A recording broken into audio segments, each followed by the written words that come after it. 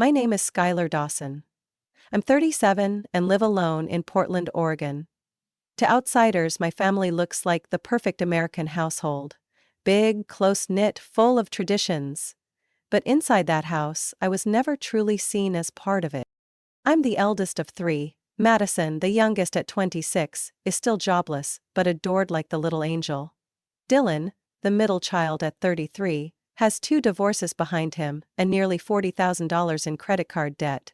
Yet my mom still calls him the generous one. And me? I've always been the responsible one. Since childhood, I handled everything. Made dinner when mom worked late, picked Dylan up from basketball, helped Madison glue pieces of her science project when she cried after being teased at school. I used to think that if I worked hard enough, if I carried enough weight, I'd finally be treated like a real daughter. Not just a human tool the family unconsciously relied on to function. I was the only kid who knew when tuition was due, who had seafood allergies, and whose driver's license needed renewing.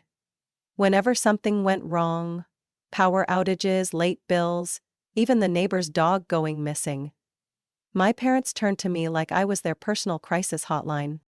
Skylar, I don't know how to open this email attachment. Can you print it for me? Skylar, your brother needs a ride to the airport at 6 a.m. tomorrow. Can you take him? Skylar, I know you have meetings this week, but can you pick up Madison's wedding cake? I've got a migraine. And I did it all, without complaining. Because I thought that's how love worked. I still remember my 35th birthday. It was a Monday, pouring rain, no text, no call, nothing. But the next day, I still showed up at Madison's office with the proposal she'd asked me to edit over the weekend. She gave me a distracted hug, eyes glued to her phone. And me? I felt thankful. Pathetically thankful. That she even remembered my name. I once gave Dylan $7,000 for an emergency loan I never saw again. I co-signed on an SUV Madison bought just because it looked more Instagrammable, even though I hated the shallow image she chased. I used to think, they're not doing this on purpose, they're just used to me always being here. But slowly, incident by incident, I started to realize something harsher. My family didn't see me as a person with feelings, limits, or needs. I was a tool. A fix. The cleanup crew. One day, I asked my mom a simple question. Whether I could skip the weekend gathering because I was exhausted after a brutal shift. She sighed, full of disappointment. You're always busy. You never think about your family. That sentence cut deeper than she knew.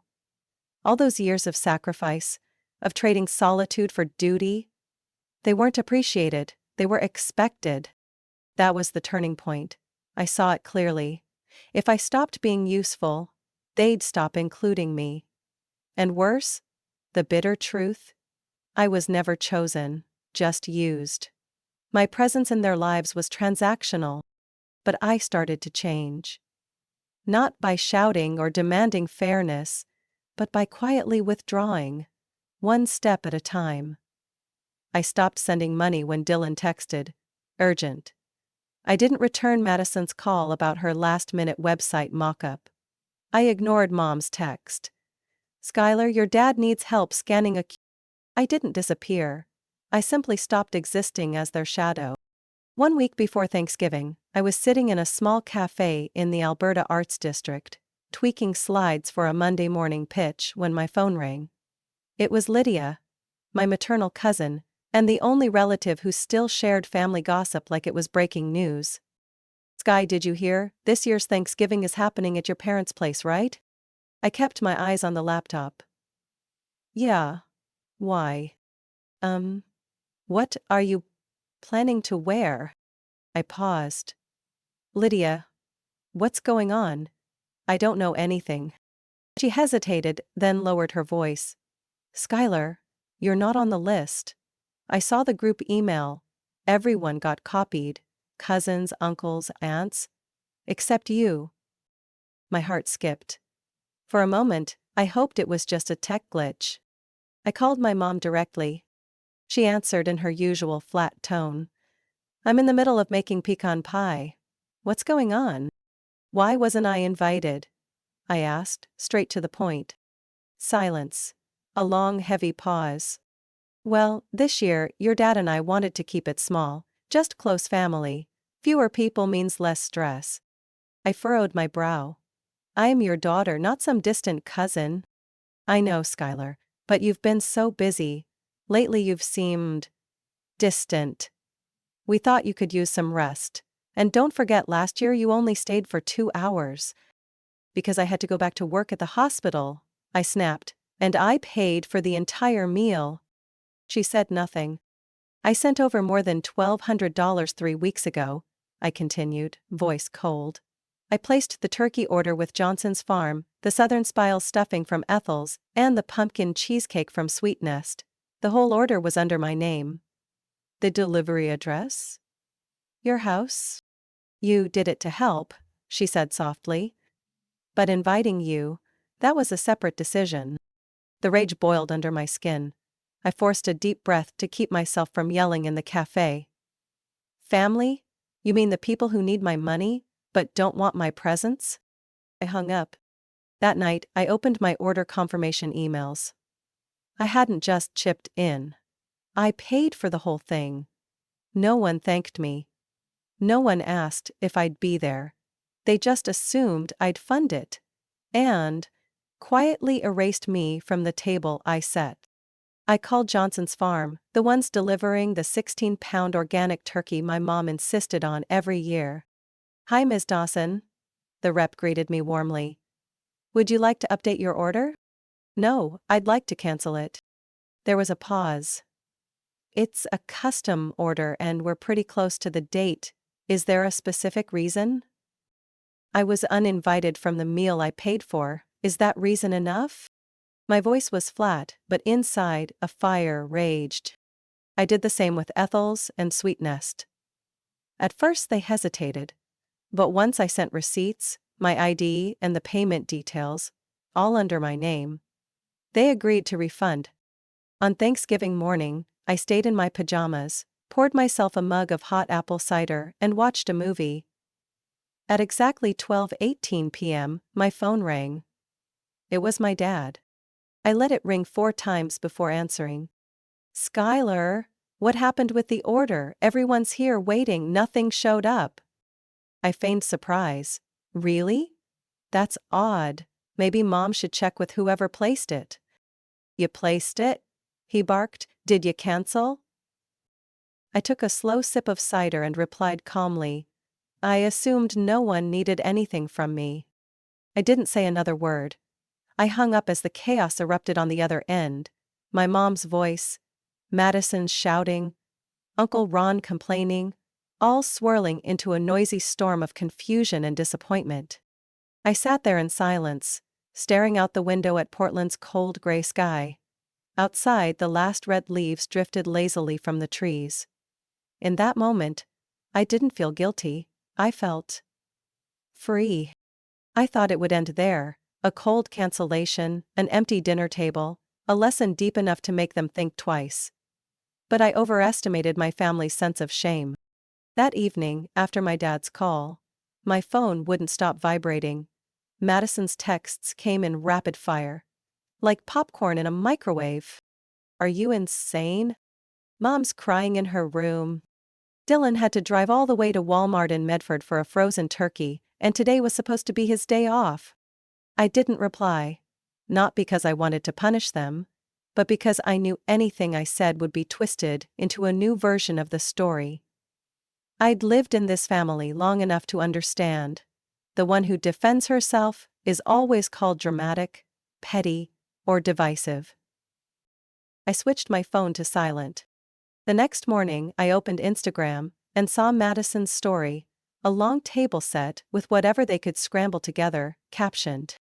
When you have to cook because someone forgot to place the order. But family is still everything, grateful anyway. She didn't name me. But everyone knew who someone was. I just scoffed. 3 days later, I got a text from Mom, just one line. We missed you that day, hope you're doing well. No apology, no ownership, not a single word about being excluded. It was the emotional equivalent of a throw blanket, not to comfort, but to cover up the mess. I didn't respond. Instead, I got an unexpected call from the only person in my family who'd never faked affection. Aunt Ruth. She's Mom's younger sister, lives in Eugene. Since I was little, she's quietly sent me birthday cards, hand-baked Christmas cookies, and never made promises she didn't keep. Her voice was low and steady. "They really hurt you, didn't they, Sky?" My throat tightened. I'd spent days acting strong, but just one well-placed question cracked it all open. I whispered, "They didn't invite me, Auntie. But they still let me pay for everything." Aunt Ruth sighed. "I heard, and honestly, it's not just you." I stayed quiet, waiting for her to go on. "Your mom has always been obsessed with appearances. She's terrified of anything that might expose the imperfections. So when someone goes off script, she calls it betrayal." Her words hit me like a fist to the chest, painful, but dead on. "You don't have to go back and suffer," she continued. "But if you do choose to show up again, make sure you get to write the next chapter. Don't let them finish your story for you." After that call, I started thinking. Not about revenge, but about reclaiming my voice. I was no longer the nodding daughter. And if they were going to pretend I didn't matter, I would make it impossible for them to keep ignoring me. A few days later, I asked a friend who worked in event planning to help me reprint all the receipts, my signature, their home address, every line item from the canceled Thanksgiving feast. I pasted them onto the back of a custom Thanksgiving card embossed with the words, "Thanks for showing me who was a guest and who was just the wallet." I mailed that card to every single relative who sat at that table. No comments, no explanations. Just a quiet reminder that silence doesn't equal ignorance. It's often just timing. That night, Dylan called. He never calls unless he needs money. His voice was uneasy. "You really sent that card?" "I did," I answered calmly. He gave a dry, nervous laugh. "Honestly? You scared the hell out of everyone. Mom says you're having a nervous breakdown. Madison says you're going through a late-life rebellion." I laughed. "And what do you think?" He exhaled. "I think maybe you were right. That table, it felt emptier than the missing food. It was missing the one person who always held it all together." I froze. Dylan had never said anything like that before. "Thank you," I said quietly. I didn't know if his words came from guilt or fear of being next. But it was something. A crack. And I knew, once the first crack appears, the wall doesn't stand for long. 2 days after I sent out that card, "Thanks for excluding me from the dinner I paid for," the Dawson family went into quiet panic mode. No one confronted me directly, but social media started humming with passive-aggressive noise. Vague posts from Madison like, "Some people just can't stand not being the center of the universe," and a picture from my mom showing a table of canned food with the caption, "Still thankful, even when your own leaves the whole family hungry." I didn't respond. Until I got a surprise call from Mom's longtime bridge partner, Helen, a woman who's played cards with her every Wednesday for 15 years. "Skylar, I don't mean to meddle," she said, her voice cautious, "but your mother's been telling people you're unstable, that you've been acting out, that you sabotaged Thanksgiving to punish the whole family." I went silent. Helen continued. "She's even said you've been in therapy, that you're under severe financial stress and not thinking clearly." My throat tightened. I've never been in therapy, I'm not in debt, and I certainly didn't sabotage anything. I just stopped giving. I thanked her and ended the call. Then I sat at my kitchen table, staring into a cooling cup of tea, searching for an answer I already knew. In my family, anyone who calls out injustice is branded unstable. Anyone who stops sacrificing is labeled selfish. That night, I received a message from Emma, my paternal cousin. "It's Guy, I heard from Mom. People are saying you've changed. I hope you're okay. I replied simply. I am. For the first time in years, I truly am. But I knew the rumors were spreading. In our group chats, I started noticing the shift. Curious, veiled questions like, Skylar, are you still working at the hospital? Hope everything's okay with you these days. Each question felt like a tiny needle poking at the wall I was trying to rebuild. I didn't defend myself. I said nothing. No rebuttals, no clarifying posts. Instead, I kept my work schedule. Took early shifts. Walked after dark with my old headphones, and kept sending handwritten thank you cards to my elderly patients after discharge. I lived my life. The one thing they couldn't manage or manipulate. Then I got a text from Ethan, my cousin who'd stayed quietly in touch since the fallout. Sky, there's something you should know. We met at a small vegan cafe near Alberta. When I arrived, he was already seated, glancing around like he was afraid someone might see us. Madison's been talking about you and your new boyfriend, he began, voice low. She said you're using him to make a statement. That you're bringing him to Christmas just to get back at the family. I looked at him, no longer angry, just tired. No one's asked how I'm really doing, I said quietly. They're too busy trying to spin a new story. Ethan nodded. I know, my mom told me what your mom's been saying. I hate to say this, but they're trying to paint you as losing control, to justify cutting you out of Thanksgiving. I straightened my back, a chill ran from my neck to the base of my spine. What do you think you can do? I asked. He paused, then said, I can't speak for you. But if you need someone to tell the truth, I'm here. I looked at my cousin. Under the soft cafe lighting, his face showed more guilt than I expected. Maybe he'd been quiet too long, too. I left that cafe without a plan for revenge. But I knew one thing. I won't let anyone write my life as a script I never agreed to. Christmas Eve, the air outside my parents' house in suburban Lake Oswego felt unusually sharp. The Oregon sky hung low, thick with gray clouds, and the snow barely clung to the stone steps, just enough to freeze, not enough to be beautiful. I stepped out of the car at exactly 6:17 p.m., my dark red wool coat swaying slightly in the wind. In my hand was another hand. Smaller, thinner but solid like steel. You sure about this? My grandmother whispered. I nodded and rang the doorbell. Laughter, the clink of silverware, Madison's loud voice drifted from inside. Then the door swung open. My mother stood there. Her face froze solid, like a lake hit by winter wind. She looked at me, then at the woman beside me. Her gaze stalled, like she'd been slapped with a bucket of ice water. You brought her here? I smiled. I figured it was time people looked each other in the eye, without the fogged-up lens of the past. My grandmother. Evelyn adjusted her scarf. 78 and still standing tall.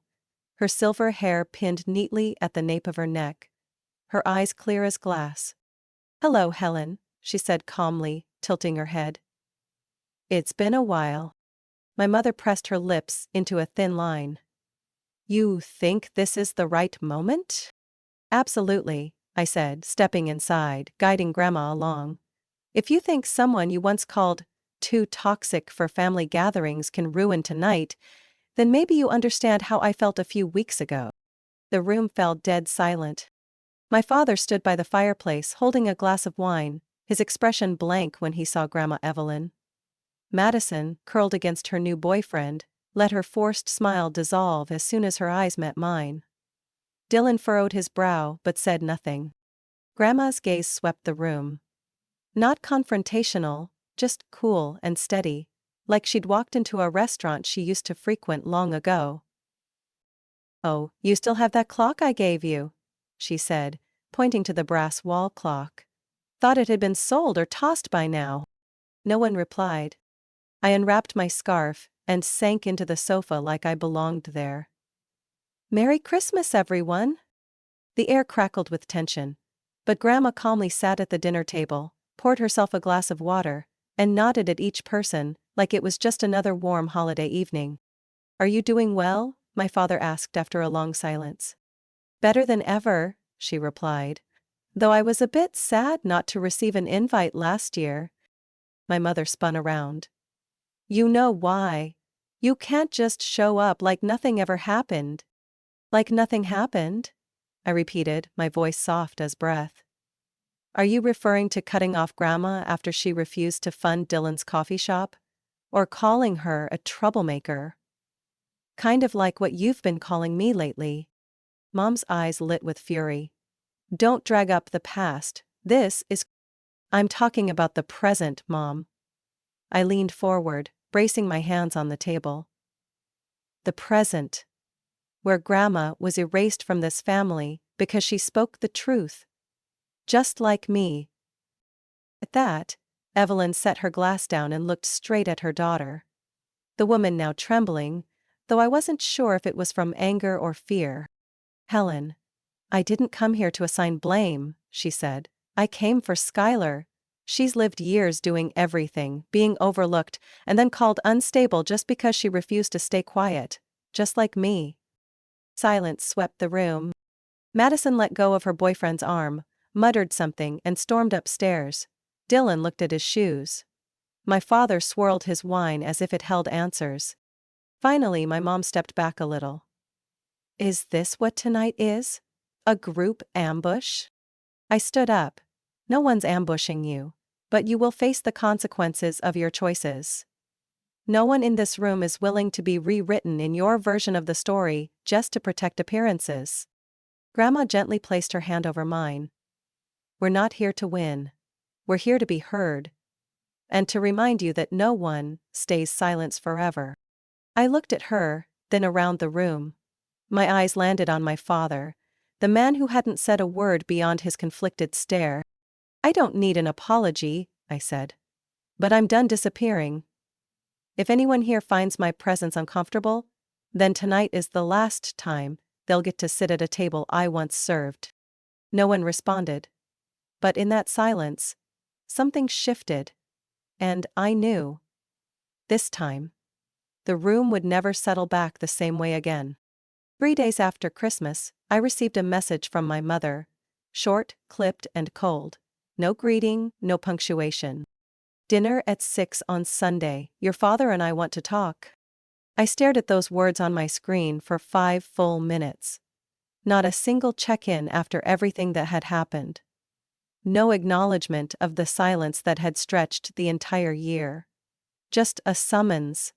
Like I was some wayward daughter who'd embarrassed them in front of the neighbors. I wasn't going to go, but then Aunt Ruth called. "Bye.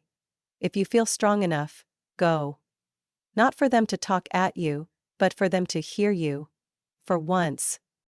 So I went. At 6:12 p.m. on Sunday, I stepped through the iron gate of my parents' home. The place I once belonged to, but was never truly welcomed in. My father stood in the kitchen, white shirt buttoned to the collar, holding a mug of tea. No wine tonight. My mother sat at the head of the dining table as always, like she was hosting a board meeting. Dylan was there. Surprisingly. And someone I didn't expect. Emma.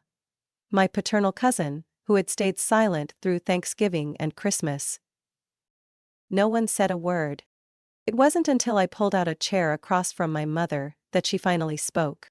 "Do you realize how much chaos you've caused?" I laughed. Not loudly, not mockingly, just a reflex. I'd heard too many ridiculous lines to be shocked anymore. "Do you realize how I was cut from Thanksgiving?" I said evenly. "And instead of apologizing, you labeled me unstable? Told people I was struggling financially, that I needed help." My mother gripped the edge of the table, her manicured nails pressing into the wood. "I never meant to offend. I was worried. You went silent, cut contact, then showed up with her. The woman who severed ties with this family, decades ago. Grandma was exiled by you," I said slowly. "Just like me." We were both labeled difficult for not bowing to control. Dylan shifted in his seat. Emma glanced between us. The air thickened, heavy and ready to spill over. My father finally broke his silence, for the first time in months. "We're not here to fight. We're here to fix things." I turned to him. "Fix what, exactly, when no one's acknowledged the break?" My mother snapped. "Then what do you want? An apology?" "No," I replied, firmly. "I want you to face what you did. Without spinning it. Without excuses." Silence. Then she stood abruptly, eyes blazing. "I was ashamed," she exploded.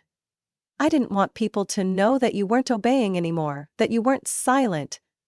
I did everything I could to preserve the image of this family, even if it meant sacrificing the one child who knew how to hold it all together." The room froze. I didn't feel pity, only clarity. For once, she had said the truth. No filters. No gaslighting. "I don't need you to apologize," I said. "I just need you to understand that from this point on, I'm not carrying this family's burden anymore. I'm not here to make it look perfect." She slumped back into her chair. My father said nothing, his eyes fixed on the far wall. Emma placed her hand on the table. "Skylar, I'm sorry. I knew things were off, but I didn't want to be the one to make things uncomfortable, and I was wrong." Dylan didn't speak, he just gave a small nod, and that tiny gesture meant more than any forced apology I'd ever heard. I stood up. "Don't expect you to change, I'm done hoping for that, but if you continue to rewrite my story to others, I won't stay quiet. You've used shame to control people your whole life. But I'm not ashamed anymore. Maybe you should try living with that feeling instead." I had stood tall, said everything I needed, without shaking. I walked out of that house as the clock struck exactly 7. The wind outside cut sharp across my face, but inside, for the first time in years, I felt warm. I never went back to that house again. Not out of anger, but because I no longer had a reason to walk through the door of a place that only knew how to demand, never how to understand. Since that dinner, my mother sent exactly 4 messages. The first, on Monday. "I think we both said too much, hope you'll reconsider." I didn't reply. The second, on Thursday. "Aunt Ruth is stirring up more division. Don't let her influence you." I quietly blocked her number. The last 2 came on New Year's Eve, 2 minutes apart. "It's a new year, let's not hold on to resentment. Your father says if you don't reach out, he's deleting your number." I didn't reread them. I saved all 4 in a folder on my computer titled, "Evidence of Peace." Instead of reacting, I took action. I changed my phone number, got a new SIM card, shared only with the people I truly trusted. I left every family group chat without saying a word. I also transferred $500 to Aunt Ruth, as a quiet thank you for standing by me when no one else did. She mailed back a handwritten note.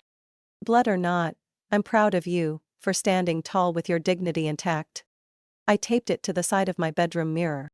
Every week, I met Grandma Evelyn. Sometimes at her favorite Italian sandwich shop, sometimes just to walk around Union Lake. We didn't talk much about my mom. Instead, she told me stories.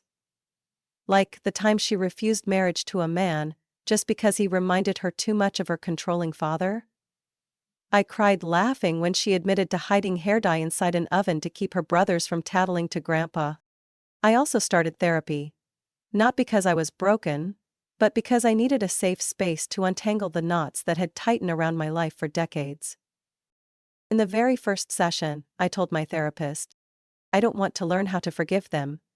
I just want to stop feeling guilty for choosing myself." He nodded, then said, "Then we'll begin with this, learning the difference between silence and boundaries." And I did learn, day by day. I rewrote my work schedule. I stopped taking weekend shifts unless absolutely necessary. I started growing vegetables in wooden planters on my balcony. I bought an old ukulele from a flea market and taught myself basic chords on YouTube. Even though my fingers ached so much I nearly quit. But I kept going. Because this time, I was doing it for me. Not as a chore, not for approval. I started journaling. Words I had never dared to say. I didn't write to be read. I wrote to stop feeling like I had to carry everything in silence. By February, I got a message from Emma, my cousin who had apologized during that defining dinner. I left the family group chat today. I finally understand why you went quiet. If you're open to it, I'd like to invite you over, just the two of us. I said yes. That night wasn't fancy. She made vegetarian lasagna, poured cheap red wine, and played soft jazz from an old Bluetooth speaker. But it was the first dinner in years where I didn't have to tense up to keep the peace. No forced smiles. No walking on eggshells. We talked about work, her new relationship, and the time she caught Madison using my name to apply for funding through an organization I'd never heard of. I shook my head. Then, I laughed. I'll speak the truth from now on, Emma said. I promise. I nodded. You don't need to promise. Just do what's right when no one else will. That night, I went home, looked around my small apartment. Wooden floors I cleaned myself, a slightly crooked painting I hung alone. Everything in that space was mine. Earned, chosen, built. No one gave it to me, no one could take it back. I sat down at my desk, opened my laptop and started typing a new document. The first line I wrote. Rule for self-respect. If you don't help nourish it, you don't get to destroy it. I stared at that sentence for a long time. Then I hit save. No one can force me to forgive. No one can stop me from walking away. And if they throw another dinner someday, and my chair is empty, it's no longer a seat meant for me. It's a reminder of someone who once carried everything, but now knows how to set it down and walk away with hands finally free. Skylar's story is a powerful reminder that clarity and strength don't always come from loud confrontations, but from deliberate silence and firm boundaries. In real life, many of us play the role of the reliable one, only to be overlooked until we finally walk away. Choosing yourself isn't selfish, it's how you reclaim peace and self-respect that's long been denied. What do you think about Skylar's decision? What would you do in her place? Share your thoughts in the comments, and don't forget to follow the channel for more powerful stories about family and real-life resilience.